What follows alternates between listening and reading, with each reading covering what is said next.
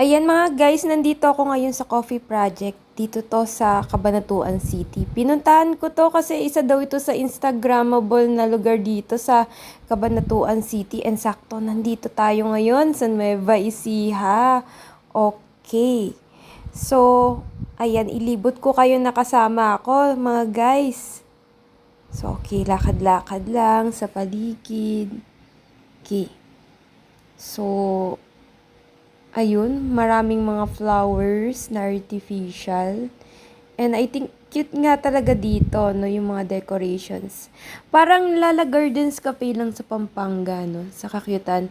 Ang kaibahan lang is sobrang laki ng Lala Gardens Cafe and more on mga plants yung nandoon. So, wala namang gaanong tao ngayon sa pagpunta ko.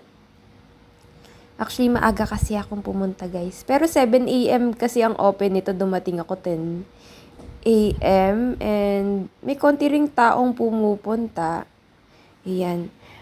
So, sakto hanap na rin ako ng lugar kung saan ako uupo habang naglalakad tayo. So, ayan. Yan ito.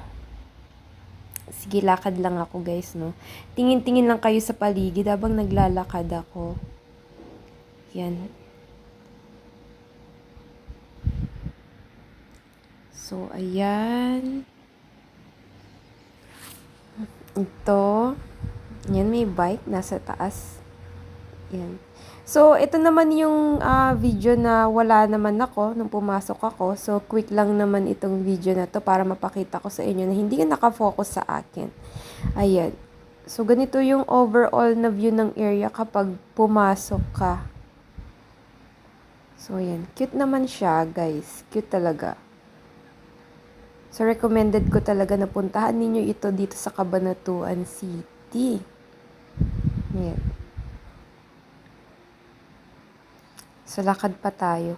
Ayan. So, gawin dito. Ito, gawin na to yung CR eh.